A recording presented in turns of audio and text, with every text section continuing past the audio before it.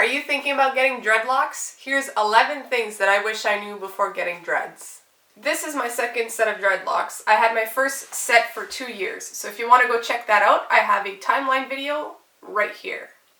Alright, so let's get to it. The first thing I wish I knew before getting dreadlocks, sectioning. Sectioning is so important when you get dreadlocks. It is pretty much the main reason I combed out my first set. So when I did mine myself the first time, I had some really big sections, some small sections, some square ones, some round ones.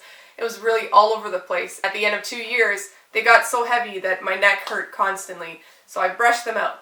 But this time, I went and got these done professionally, and she was so awesome. Shout out to Meijun Dreadlocks, thank you so much for helping me out. This time around, we took the time to really make sure they were all the same size, and now they look beautiful. The second thing you want to consider before getting dreadlocks is starting your hair washing routine before you get them. So even a month before you decide to do your dreadlocks, start washing your hair less frequently. With my first set of dreadlocks, I went from washing my hair once a day, which I know is really bad, to suddenly once a week. My scalp was so mad at me. My hair was dry, my scalp was dry, it was itchy, it was unbearable. And so what I would really recommend you do is start washing your hair less frequently before you even get dreadlocks so that the transition is much smoother. Number 3 is also related to washing your hair, and that's use a residue-free shampoo before you even get dreads. So again, going back to your hair washing routine, start washing your hair less frequently, but also start using a residue-free shampoo right away. That way your scalp is going to get used to it, and you can tell right away if you feel like it leaves residue or not.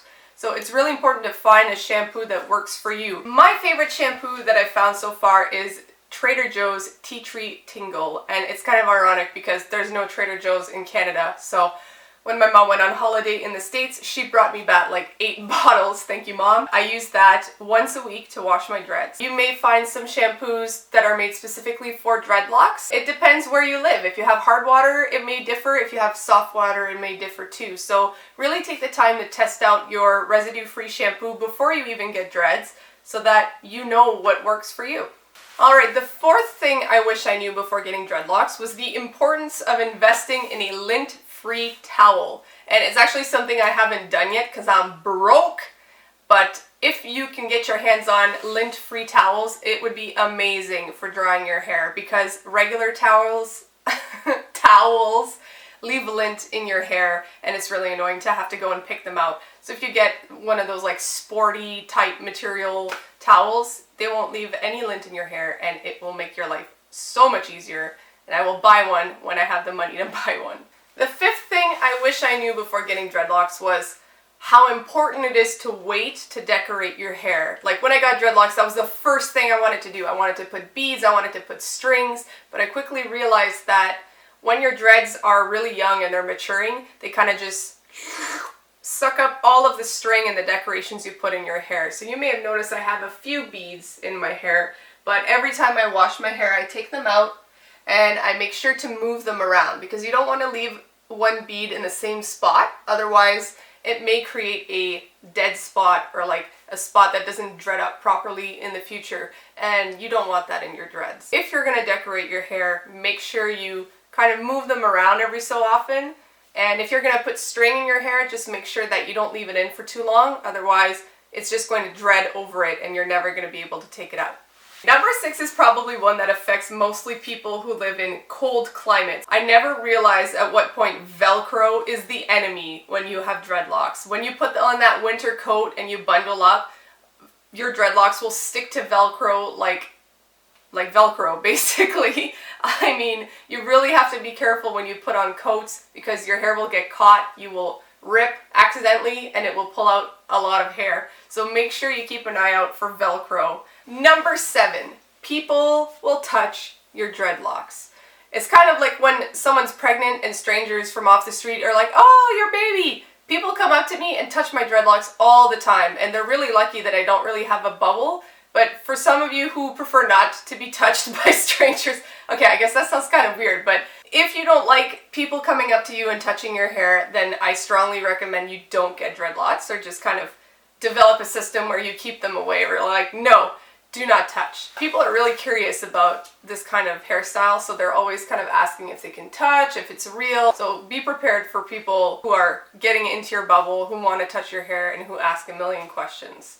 Number 8, this one is super important. Essential oils are your best friend. The first time I had dreadlocks, I didn't have any essential oils, and my scalp was so itchy and so irritated because I wasn't used to having dreadlocks. This time around, I did my research and I got my hands on some tea tree oil, rosemary oil, lavender, lemon, and it's made such a huge difference. In between washes, I kind of take a spray bottle and just spray it all over my head, and it makes your dreads feel refreshed and your scalp feels much better too. If you'd like me to make a video showing you guys how to make that spray, I would love to. Leave a comment below and let me know. Number 9, don't be so paranoid. The first time I had dreadlocks, I was so worried about, are they maturing well? Am I getting them too dirty? Are they too clean? Am I doing the right thing? I was so concerned about doing the wrong thing that I kind of stopped myself from doing things that I loved. Like I stopped swimming in lakes because I was worried my hair would stay wet too long and then I would get mold. Don't worry so much about your hair. Everybody's journey is different. So if it's not maturing the same way as somebody else, it's not a big deal. If you have a lot of loose hair, that's part of it. Don't stress so much and just kind of enjoy the journey. And that kind of brings me to my 10th point, which is patience. I know, everybody says it, but it's true. You really have to be patient with dreadlocks. It's not something that you're going to have overnight. You really have to commit to it. During my first set, I didn't notice them really maturing until I was 9 months in. You really have to be in it for the long haul once you commit to this style. They're not going to look like real dreadlocks overnight. It takes time, it takes patience, it takes going through loops and bumps and crazy stages to get those really nice mature locks. Make sure you take pictures and videos. When you look back on those days, you're going to be like, oh, okay, they've come a long way. Point number 11, the last point. The most important. No, I'm just kidding. The one that surprised me the most. I used to laugh at girls when I was younger. You know, the girls on America's Next Top Model who used to cry because they had to cut their hair off. Well, I became that girl. You really get attached to this hairstyle because of everything you go through and because of how much they change and the patience you need. When I made the decision to brush out my old dreadlocks, I was so heartbroken, and it took a really long time for me to decide to do it.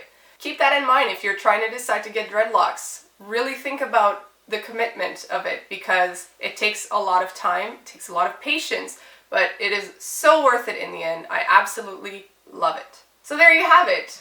Top 11 things I wish I knew before getting dreadlocks. I hope this video helped you decide if you want to have dreadlocks. If you're watching this video and you already have dreadlocks, let me know if I missed anything. Is there something you wish you knew before getting dreadlocks?